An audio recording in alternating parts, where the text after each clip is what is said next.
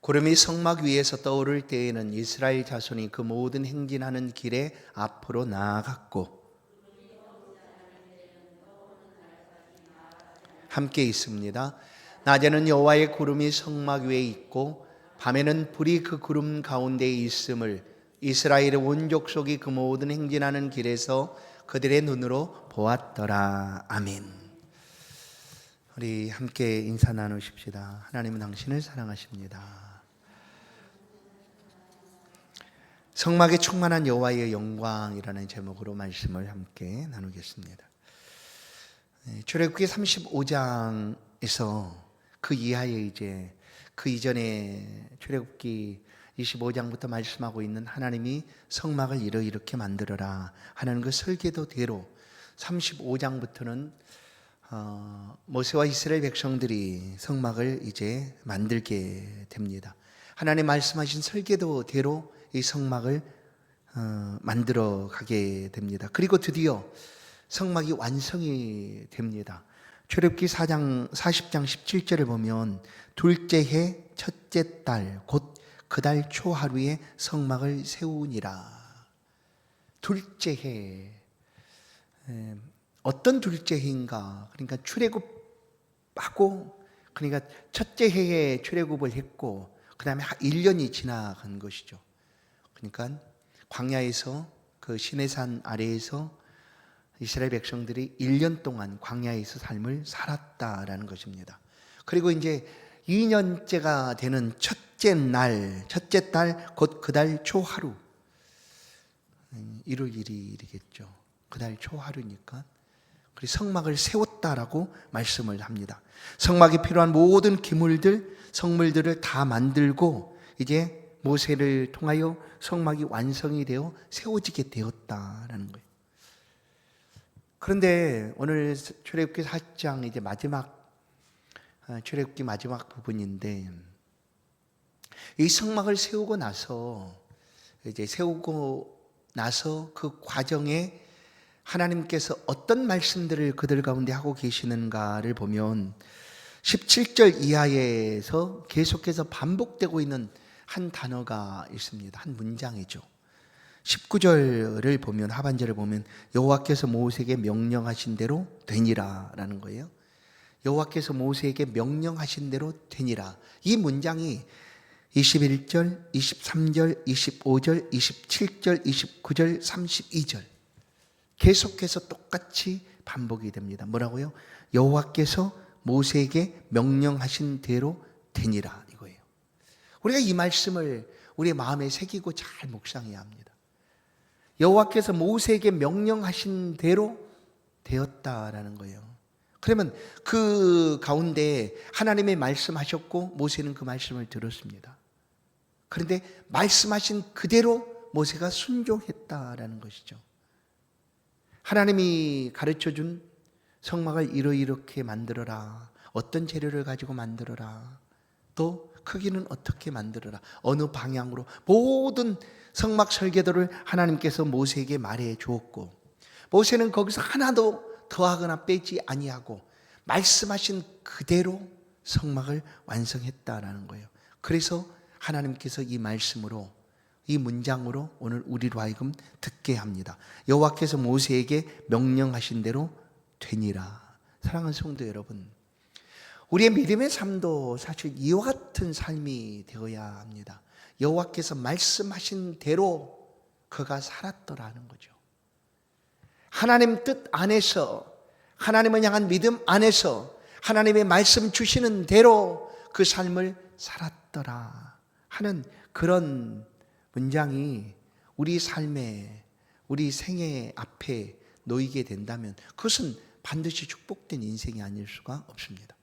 모세를 하나님께서 이렇게 말씀하시죠. 여호와께서 모세에게 명령하신 대로, 모두 다 하나님이 말씀하신 대로 되었다라는 거예요. 단 하나도 틀림이 없이, 단 하나의 오차도 없이 말씀하신 대로 이렇게 될 수 있었던 것은 뭘까요? 신실하게 하나님의 말씀 앞에 순종했던 모세의 역할이 있죠. 신실하게. 하나는 안 됩니다. 그거 할 수가 없어요. 우리 이스라엘 백성들이 이 광야에서 가진 게 뭐가 있어요? 가진 것이 하나도 없는데 그 금을 가져오라고요? 응? 막 이렇게 얘기를 했다든지. 하나님이 그 명령이 너무나 부당합니다. 우리가 도저히 순종할 수 없는 명령이에요. 그러나 여러분 기억하십시오. 하나님은 우리가 할 수 없는 것을 명하시는 분이 아닙니다. 믿음으로 순종하면 능히 할 수 있는 것들을 하나님께서는 우리 가운데 말씀하시고, 어디 그뿐일까요? 그 일을 우리가 못합니다 라고 하지 못하도록 하나님께서는 우리 가운데 넉넉히 할 수 있도록 모든 것을 제공해 주시고 필요를 채워주시는 하나님이에요. 하나님, 내가 하나님을 섬기는 게 너무나 힘들고 어려워요. 그러지 못하도록 우리의 삶에 하나님은 필요하게 채워주시고 더해주시는 줄로 믿습니다. 그래서 모세는 이 하나님 앞에 온전히 순종을 합니다. 그래서 모세를 통해 하나님의 성막의 역사가 마쳤다라고 선언하는 거예요. 모세는 이스라엘 백성들의 지도자였습니다. 백성들의 지도자였죠. 그러나 이 지도자의 역할은 하나님과 백성들 사이에 중재 역할도 모세가 하고 있었습니다. 그러니 왜 모세가 이 중재 역할을 하게 되었는가? 그것은 구약은 언제나 그림자라고 그러지 않았습니까? 그림자. 오실 표상의 그림자. 누구의 그림자일까요?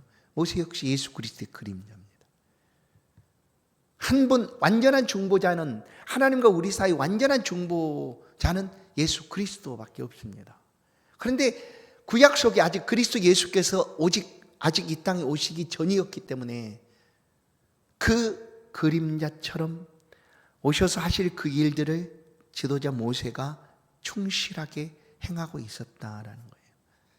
그래서 이 지도자 모세가 가장 크게 자신의 지도력을 붙잡은 것이 뭐였을까? 모범.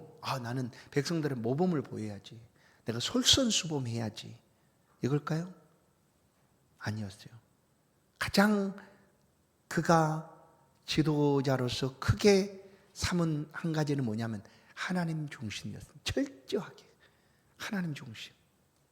하나님 중심.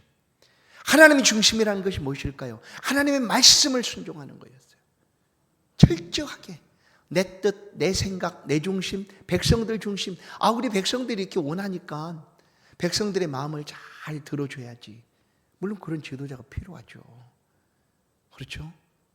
그러나 그것보다 더 중요하게 여겼던 것이 뭐냐면 하나님 중심이었다. 그 하나님 중심의 핵심은 하나님의 말씀에 대한 순종이었습니다. 그렇게 모세가 이 성막 공사를 완전하게 마무리를 하게 됩니다. 그러면 이 성막이 왜 그토록 중요했을까? 이제 말씀을 합니다. 오늘 이 성막이 왜 이토록 중요했을까?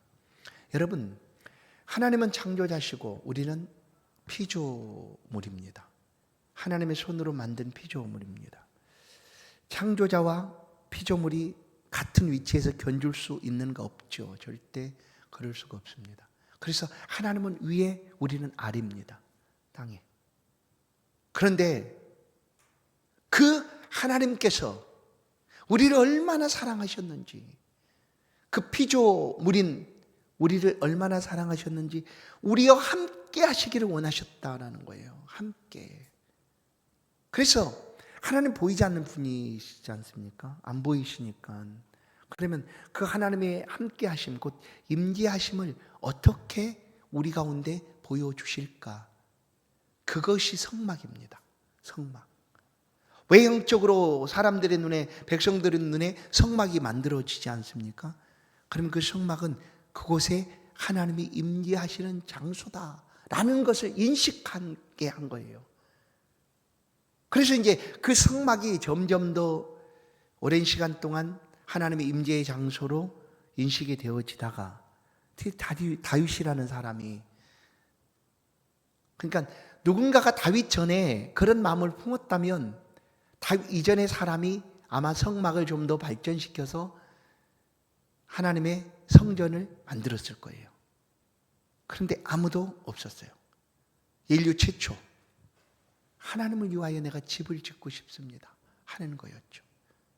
다윗이 자신의 왕국을 지은 다음에, 다윗성을 지은 후에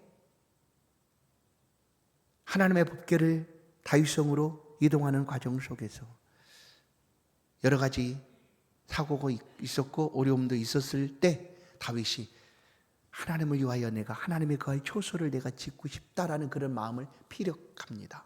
그렇게 해서 지어진 게 이제 솔로몬. 다윗은 그 마음을 하나님이 받으셨고 그를 통하여 그의 아들을 통하여 솔로몬 성전을 짓게 하죠. 그러니까 성막이 이제 성전이 된 겁니다. 성전. 그 성전이 언제까지 있었을까요? 예수 그리스도께서 이 땅에 오실 때까지 성전이 이 땅에 존재하고 있었습니다. 그래 솔로몬 성전은 아니고 그 성전이 다 무너지고 포로에서 돌아왔을 때 스룹바벨 성전도 무너지고 이두메 사람 헤롯, 이방인 헤롯이 유대의 왕이 되었을 때 유대 백성들의 환심을 사기 위해서 지은 성전. 그래서 헤롯 성전이 예수님 당시에는 있었다. 그러면 성막이 있는 이 성전은 뭐냐면 하나님이 임재하고 계신다는 거예요. 누구든지 그렇게 여겼어요. 아, 성막에 하나님이 임재하신다. 근데 최초로 지금 이 성막이라는 것이 만들어졌지 않습니까? 그 사람이 만든 게 아니라 사람이 물론 만들었죠. 그러나 그 설계도 모든 식양은 하나님께서 알려주신 대로예요. 그러니까 하나님이 이 땅에 우리 함께 하시기 위하여 그런 성막을 만들도록 모세에게 명했고 모세는 그 말에 순종하여 말씀한 그대로 성막을 만들었어요. 그런데 보십시오. 성막을 만들고 나자 성막은 사실 그냥 건축물일 수 있잖아요. 건축물이잖아요. 왜냐하면 아카시아 나무들 그리고 여러 가지 직조된 그런 뭐 세마포라든지 이런 직조된 것들을 가지고 덮개를 만들고 했으니까 이제 건축물이에요. 건축물. 그런데 단순히 건축물로만 성막이 있었다면 아무런 의미가 사실 없습니다. 그런데 성막이 만들어지고 나서 놀라운 일이 벌어집니다. 오늘 본문을 보시면 성막을 만들고 나서 어떤 일이 벌어졌는가 하면 34절에 보면 구름이 해막에 덮이고 여호와의 영광이 성막에 충만함이라고 해요. 성막이 만들어지고 완성이 되고 나자 구름이 해막에 덮이고 그 안에 여호와의 영광이 충만했다. 이스라엘 백성이 이것을 어떻게 알았을까? 모세가 시내산으로 하나님의 부름을 받고 올라갔을 때 그 시내산 아래에 이스라엘 백성들이 있었는데 그들이 눈을 들어 시내산을 보았을 때 그 시내산에는 빽빽한 구름이 가득 차 있었어요. 시내산이 좀 높으니까 뭐 구름이 있는가 이게 아니라 모세하고 하나님의 말씀하실 때 그 구름이 그 가운데 나타나서 있었다라는 거예요. 그런데 성막을 만들었는데 성막 위, 곧 해막이라고 하고 있는 그 위에 구름이 덮이고 그리고 그 안에 여호와의 영광이 임하게 되었다라는 거예요. 하나님의 임재는 이거 임재라고 표현하는데 하나님이 함께 하신 임재는 성막이 완성된 후에 그곳에 임하셨다라는 거예요. 그런데 이것을 이미 백성들에게 말씀하셨어요. 출애굽기 29장을 보면 출애굽기 29장 43절 이제 설계도를 이렇게 모세에게 말씀할 때 이미 성막이 왜 필요한지 말씀하고 있다라는 거예요. 출애굽기 29장 43절 내가 거기서 이스라엘 자손을 만나리니 내 영광으로 말미암아 거룩하게 될지라 이거예요. 어디서? 내가 거기서 어디? 성막. 그러니까 하나님께서 만나시는 우리와 만나는 장소가 성막이에요. 그래서 그 성막을 그렇게 귀하게 여기고 준비를 하고 완성을 하게 된 거예요. 이제 완성을 하고 나니까 이 출애굽기 29장 말씀 그대로 어떤 일이 벌어졌어요? 하나님이 그곳에 임재하게 되셨다라는 거예요. 그것을 누가 알았는가? 이스라엘 백성들이 다 알았어요. 그 구름이 해막에 덮이고 그 안에 여호와의 영광이 충만하게 되었다라는 사실을 알았어요. 그 뭐예요? 하나님이 그곳에 임재하셨다라는 것을 백성들이 알았어요. 그러니 잘 보세요. 35절에 보면 그 성막 전에는 모세가 백성들과 함께 성막을 만들었잖아요. 만들 때 그 안에 들어갔겠어요? 안 들어갔겠어요? 성막 안에 모세가 들어갔죠. 당연히 안에서 이렇게 보고 이렇게 세마포가 잘 덮여 있는지 덮개가 3단 4단으로 잘 덮여 있는지 이 고리는 잘 있는지 다 확인하고 들어갔을 거 아니에요. 확인하고 그리고 이제 모세가 완성을 딱 하고 난 다음에 하나님의 임재가 나타나게 되니까 모세가 그 성막에 출입하지 못하였다. 35절을 보시면 모세가 회막에 들어갈 수 없었으니, 아니 그전에는 성막에 그냥 들어갔잖아요. 그런데 임재하고 나서, 완성이 되고 나서 하나님이 그곳에 임재하게 되니까 그러니까 달라진 거예요. 성막이 완성되고 나서 이제 그 성막은 하나님의 임재의 장소가 된 거예요. 하나님이 그곳에 계신다라는 거예요. 그래 모세가 들어갈 수가 없었어요. 감히, 아까 말했잖아요. 하나님은 높으시고 우리는 견줄 수 없이 낮은데, 죄인된 우리가 하나님 앞에 그냥 나가면 우리는 그냥 불쏘시개, 그 타오르는 불꽃에 뭔가를 던지면 흔적도 없이 사라지듯 우리도 그렇게 될 수밖에 없어요.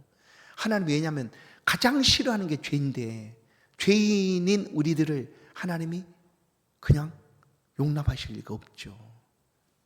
그래서 모세 자신도 그곳에 들어가지를 못했어요. 그래 만약에 우리가 성막에 들어간다, 하나님과 만나는 자리에 있다라는 것은 뭐예요? 출애굽기 29장 43절의 말씀처럼 내 영광으로 말미암아 거룩하게 될지라, 하나님이 거룩하게 해주셔야지만 우리가 거룩하게 된다라는 거예요. 하나님이 용납해 주셔야지만, 하나님이 죄 없다라고 선언해 주셔야지만 하나님이 우리에게 그렇게 말씀하여 하면 우리가 거룩해진다. 그건 잘 보세요. 하나님이 우리 사람의 모습처럼 누군가 죄가 있는데 권력이 있다고, 권세가 있다고, 너 죄 없어 라고 말하면 그거 옳습니까? 틀립니까? 옳지 않잖아요. 불의하다고 표현할 거 아니에요. 저 사람 권력이 있으니까 저렇게 하는 거지. 하나님은 사실 그렇게 하실 수 있는 권한이 하나님께는 있어요. 그런데 우리가 하나님 그거 맞지 않잖아요. 하나님 그러면서 어떻게 그렇게 의롭다고 할 수가 있어요? 할 것 아니에요. 누군가가 하나님 마음대로 하신다고 그래도, 아무리 하나님 마음대로 하셔도 어떻게 그럴 수가 있습니까? 저 사람이 저렇게 악한 죄를 지었는데 그냥 죄 없다고 말할 수 있어요? 선언할 수 있어요? 그렇게 할 수 없어요.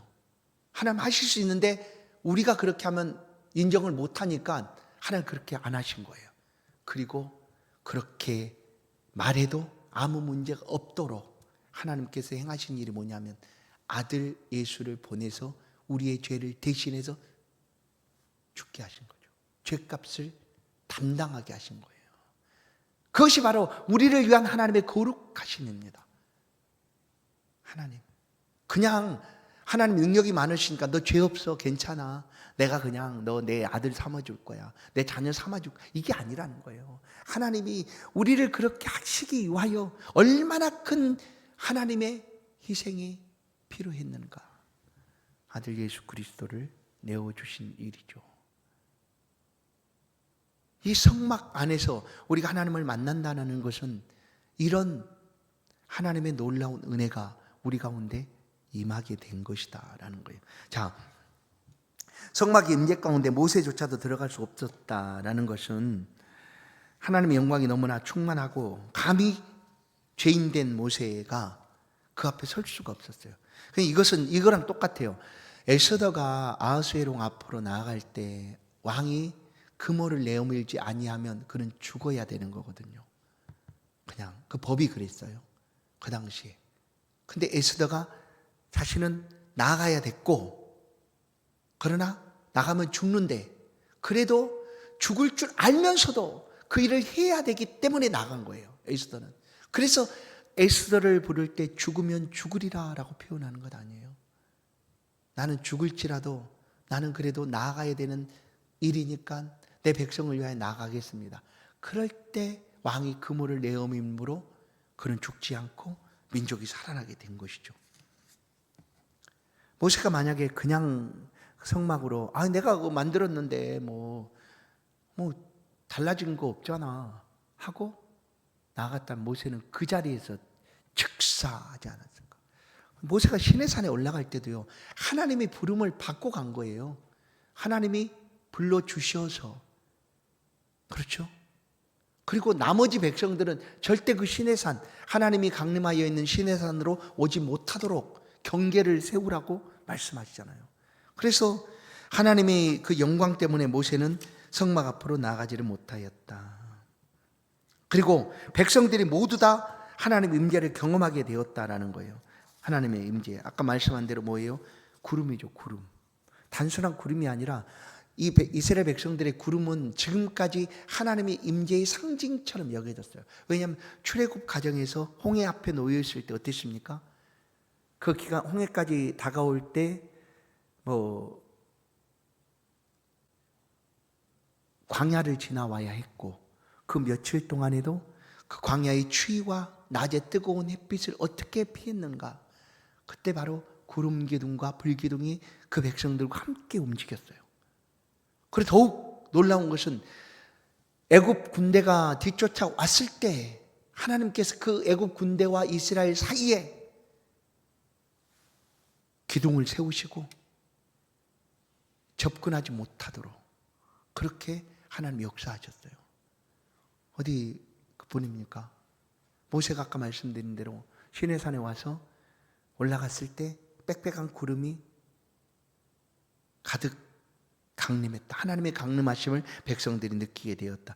바로 그 구름이 지금 성막을 만들었는데 그 성막 위에 해막 위에 덮여 있었다. 36절. 구름이 성막 위에서 떠오를 때에는 이스라엘 자손이 그 모든 행진하는 길에 앞으로 나아갔고, 그렇게 했어요. 이스라엘 백성들이 움직일 때 누구를 따라 움직였는가? 이 구름이었어요. 구름.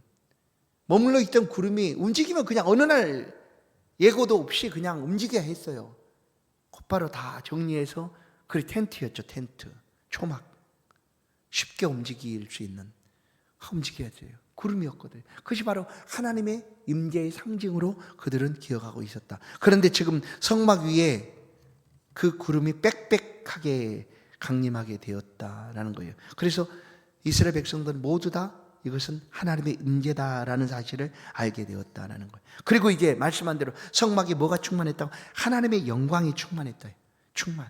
임재하심으로 영광이 가득하였다라는 거예요. 하나님은 영광의 존재 자체세요. 그냥 하나님 그냥 영광이세요. 그분이 임재하였으니까 얼마나 가득하였겠어요. 그 하나님의 영광이 그 성막 안에. 자, 이건 구약의 말씀이잖아요. 그러면 오늘날 하나님의 영광을 우리가 어디서 만날 수가 있을까? 어디서? 이 하나님의 임재의 영광을 우리가 어디서 볼 수가 있을까? 구약에 임하셨던 그 하나님의 임재의 영광이 신약으로 오면서 하나님 자신이 우리 가운데 직접 나타나신 거예요. 그게 바로 예수 그리스도죠. 요한복음 1장 14절, 말씀이 육신이 되어 우리 가운데 거하심에 우리가 그의 영광을 보니 아버지의 독생자의 영광이요 은혜와 진리가 충만하더라예요. 누구에게? 예수 그리스도. 왜냐하면 그분은 하나님이셨으니까. 하나님이셨으니까. 그래서 예수 그리스도께서 가시는 곳에, 머무르는 곳에, 그의 말씀이 임하는 곳에 하나님의 영광이 함께 있었어요. 하나님의 영광이. 근데 주님께서 승천하여 하나님 보좌 우편으로 가셨잖아요. 그러면 그 하나님의 영광이 이제 어디에 임하여 있을까 하는 거죠. 고린도전서, 우리가 요한복음 3장 16절은 잘 암송하잖아요. 그죠? 하나님이 세상을 이처럼 사랑하사 독생자를 주셨으니 이는 저를 믿는 자마다 멸망치 않고 영생을 얻게 하려 하심이라. 그게 바로 요한복음 3장 16절이에요. 요한복음 3장 16절 이렇게 암송하잖아요. 그런데 고린도전서 3장 16절 똑같아요. 이것도 굉장히 중요한 말씀이에요. 요한복음이 아니라 고린도전서 3장 16절. 3장 16절은 똑같은 3장 16절인데 성경은 고린도전서예요. 그 말씀을 보면 너희가 하나님의 성전인 것과예요. 너희가 하나님의 성전인 것과. 누구라고 얘기합니까? 우리가 하나님의 성전이 된 거예요. 놀랍지 않습니까?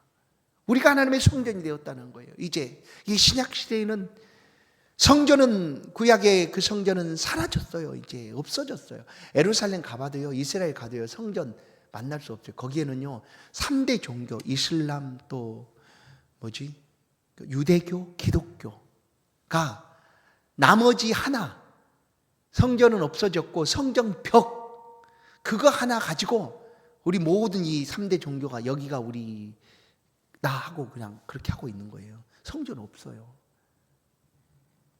왜냐하면 이 말씀 고린도전 3장 16절이 기록되기 전에 이게 먼저인지 복음서가 먼저인지 모르겠는데 예수님이 요한복음 4장에서 소가성 우물가의 여인과 만나서 말씀하실 때 이미 예수님께서 말씀하셨어요. 여기서도 말고 저곳에도 말고 너희가 진리와 성령으로, 믿음과 성령으로 예비할 때가 오나니 곧 이때라. 그렇죠? 만약에 지금도 성전이 있다면요, 그 이슬람 사람들이 메카라고 부르는 그 사우디 메카, 그들이 가장 중요하게 여기는 장소 아니에요? 사우디. 매년마다 거기서 뭐 그들 예배를 드리잖아요.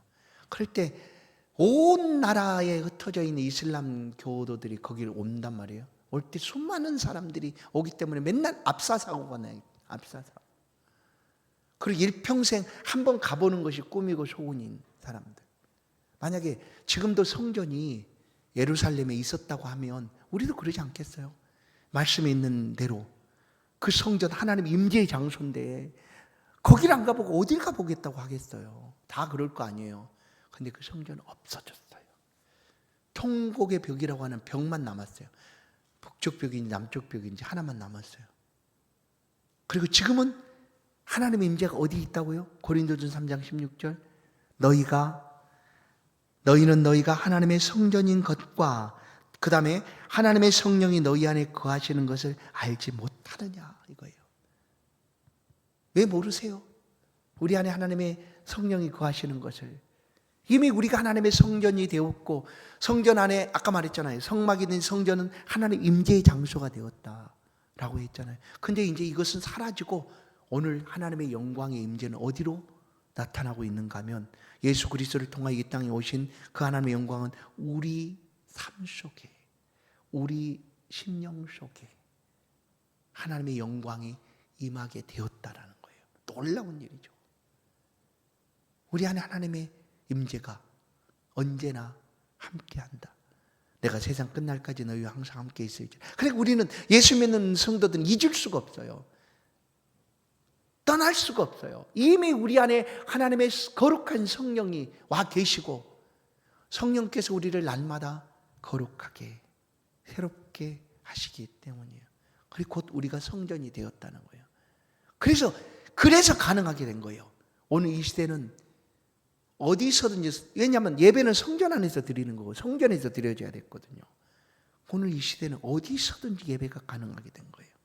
어느 곳에서든지. 왜냐하면 우리가 하나님이 거하시는 성전이 되었고 우리 안에 하나님의 성령이 계시기 때문에. 그래서 예수님이 곧 이때라 너희가 성령과 믿음으로 예비할 때, 지금 이때죠. 이때.